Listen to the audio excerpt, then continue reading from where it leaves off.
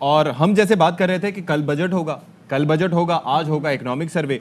और बजट क्यों इंपॉर्टेंट होता है? बजट जनाब, जब आप बात करते हैं तो किसी भी हवाले से पूछते हैं कि कहाँ जाना है, मैं मुल्क से बाहर जा रहा हूँ, बजट कितना है? अच्छा जी, अंदरूनी मुल्क सफर करना है, बजट कितना है? घर के लिए भी बजट बनता है। और आम आदमी यानी कि जितनी भी आपकी सैलरी हो, मदिया की जितनी सैलरी हो, उस हिसाब से बजट बनाएंगी अगर इनको बनाना पड़े।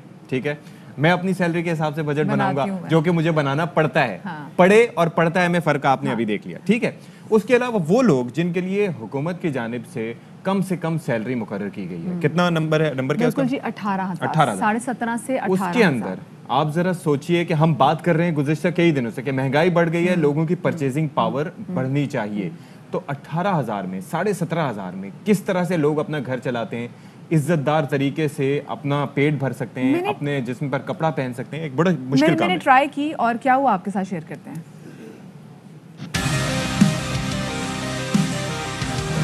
मैं अभी ये परेशान हो रही हूँ कि बजट तो भी आने वाला है, लेकिन उस बजट का क्या जो कि आपको और मुझे घर बैठ के बनाना है, स्पेसिफिकली उस शख्स ने जिसकी एवरेज तनख्वाह 18,000 है।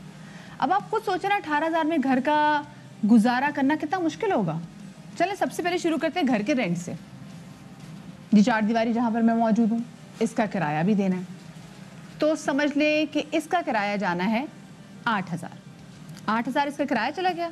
उसके बाद घर के बिजली का बिल, घर की गैस का बिल, पानी अलग है।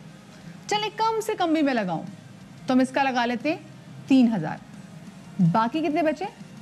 7,000। 7,000 में बच्चों की स्कूल की फीस, बच्चों की ट्यूशन की फीस, आपकी दवाइयाँ, ये तमाम तो चीज़ें आ जाती हैं जो मैं अभी यहाँ पर ऐड नहीं कर रही। और कपड़े अगर सिलवाने हैं या कुछ भी ऐसी करना है जो आम चीज़ आपने इस्तेमाल करनी होती है, मैं वो भी ऐड नहीं करी। और अब मेरे पास जो पैसे हैं वो आपके सामने हैं। अब ये देखना है कि जो पैसे मेरे पास बचे हैं, क्या घर की किचन की चीज़ें उसमें पूरी आ सकती हैं। तो चले जना, आपको मैं ले चलती हूँ यूटिलिटी स्टोर और वहाँ पर देखते हैं कि आम बेसिक सी चीज़ें जो घर की बहुत ज़्यादा ज़रूरी हैं वो मैं लेती हूँ, तो मेरे पास कितने पैसे बचते हैं। आ जाए, मेरे पास बाकी मानदा जो पैसे रह गए हैं उनमें से मुझे करनी है ग्रॉसरी। मैं अपना मास्क नीचे कर रही हूँ क्योंकि मेरे आसपास इस वक्त कोई भी नहीं है और मैं आपसे डायरेक्टली बात कर सकती हूँ। 6 फुट के फासले तक मुझे और कोई नज़र नहीं आ रहा सिवाय मेरे अपने।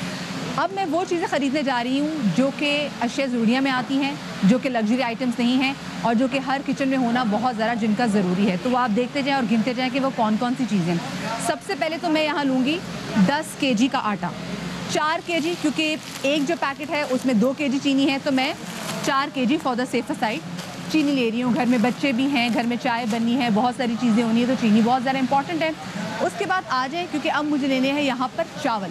लेती हूँ यहाँ पर तकरीबन बड़ा थैला, 5 kg का मैंने चावलों का थैला भी उठा लिया। चावल हो गए, अब रह गई दालें। दाल में माश की दाल, सब एक पैकेट उठा रही हूँ, ज़्यादा पैकेट भी नहीं उठा रही। चने की दाल ले लेती हूँ, चने लेती हूँ। देन दाल मसूर, ये बहुत ज़रूरी है। साबित दाल मसूर, ये भी मैंने ले ली। मुझे लेनी है यहाँ पर चाय की पत्ती। दूध भी नहीं अभी मैं ले रही, मैं भी अंडे भी नहीं ख़रीद रही, बट येस मसाला जात मेरे लिए ख़रीदना इस वक्त बहुत इंपॉर्टेंट है। धनिया पाउडर डाल रही हूँ, सुर्ख मिर्च डाल रही हूँ मैं यहाँ पर, साबुत गरम मसाला डाल रही हूँ मैं, नमक बहुत इंपॉर्टेंट है, और हल्दी ये मैंने ख़रीदे, ये भी हो गया। अब मुझे कुछ किचन के एसेंशियल्स की ज़रूरत है, जिसमें है कि मैंने जब किचन के बर्तन अपने साफ़ करने हैं तो उसके लिए मेरे पास डिश वॉशिंग बार होना चाहिए, कुछ ना कुछ होना चाहिए। तो आ जाइए, एक बचत पैक लेते हुए एक बड़ा सा बार ख़रीद लेती हूँ। डिश वॉशिंग बार मैंने ले लिया और अब मैं रख रही हूँ जनाब डिटर्जेंट पाउडर, क्योंकि घर में कपड़े भी धुलने हैं। मैंने दूध नहीं लिया, मैंने अंडे नहीं लिए, ये वो चीज़ें जो रोज़ आएंगी, सो इनका ख़र्चा बिल्कुल अलग आप करने। मैं काउंटर पे जाऊंगी और काउंटर पे जाके इसकी बिल कराने की कोशिश करूंगी, और उसके बाद जब बिल कराऊंगी तो फिर आपके साथ शेयर करूंगी कि मैंने जो मुख्तसर बहुत कम और बड़ी इंपॉर्टेंट चीज़ें ली हैं, इसका बिल कितना है। काउंटर पे मेरी बिलिंग कंप्लीट हो गई है, तो ज़रा मैं जान लेती हूँ कि जो चीज़ें मैंने बड़ी इंपॉर्टेंट ली हैं, जिसमें कोई एक भी लग्जरी आइटम नहीं, मेरा बिल कितना बना। मेरा बिल कितना बना है? 5106। दोबारा से बता दें। 5106। 5106। चले जी, thank you so much. Bill मेरा है 5106 रुपये का, जो कि आपकी आंखों के सामने है। और साथ में एक एडवाइस आप तमाम तर लोगों के लिए, जब घर से बाहर ग्रॉसरी करने के लिए निकलें, पानी की बोतल साथ में ज़रूर लेके निकलें, क्योंकि जितनी महंगाई हो गई है ना जनाब, पसीने ज़रूर छूटेंगे आपके। पानी बड़ा मस्त है जनाब। तो आपने देख लिया कि मैंने क्या कुछ चीज़ें ली, जिसमें से कोई एक भी चीज़ लग्जरी आइटम में नहीं आती थी। आटा, दाल, चावल, चीनी, मसाला गुजात, कुछ डिटर्जेंट पाउडर, डिश वॉशिंग बार, इनमें से कोई भी एक ऐसी चीज़ नहीं है जो कि मैं कहूँ कि मैंने लग्जरी आइटम्स में ली है, जिसमें बच्चों की चिप्स, बच्चों के बिस्किट्स, बच्चों की टॉफ़ियाँ, वो भी नहीं है। शरबत, कोई मेहमान आ जाए खातिर तवाज़ु के लिए, वो भी नहीं है। रोज़मर्रा इस्तेमाल होने वाला दूध, वो भी इसमें नहीं है। अंडे, वो भी इसमें नहीं है। सब्जियां जो कि रोज़ मेरी हांडी में डलेंगी, कभी अदरक लहसुन की सूरत में, कभी धनिए की सूरत में, कभी पुदीने की सूरत में, कभी मिर्चों की सूरत में, वो भी इसमें नहीं है। गोश्त ना बेना, वो तो इसमें है ही नहीं। ये बिल्कुल बजट से आपकी बाहर की चीज़ है। और अगर सब्ज़ी और गोश्त को छोड़ के कोई फल खाने को दिल करे तो वो तो बजट से बिल्कुल बाहर की गेम है। अब ये याद रखें, मैंने इसमें कोई दवाई नहीं ख़रीदी। आपके घर में अगर आपको कोई बुज़ुर्ग हो जो बीमार हो, उसकी दवाइयाँ इस बजट में नहीं आई। खुदा ना खास्ता ख़ानदान में या फैमिली में कोई ना कोई ऐसा वाक़या हो जाए, सानहा हो जाए, वो बजट में नहीं आया। और अगर किसी की शादी भी हो जाए तो बस उधार तेरा ही आसरा है। वापस स्टूडियो की तरफ चलते हैं। और अब आप ये देख लें अशफाक, इसमें किराए के जो तेल इस्तेमाल होना है, और आपने जब किराए नौकरी के लिए जाना है वो किराया नहीं है, बच्चों की फीस नहीं है इसमें शामिल। बाइक पे आप जाएं तो उसका पेट्रोल कितना लगेगा, बिल्कुल रोज़मर्रा आपकी ज़रूरियात होती हैं, कपड़े होते हैं, इसके अलावा खाने के लिए सब्जी।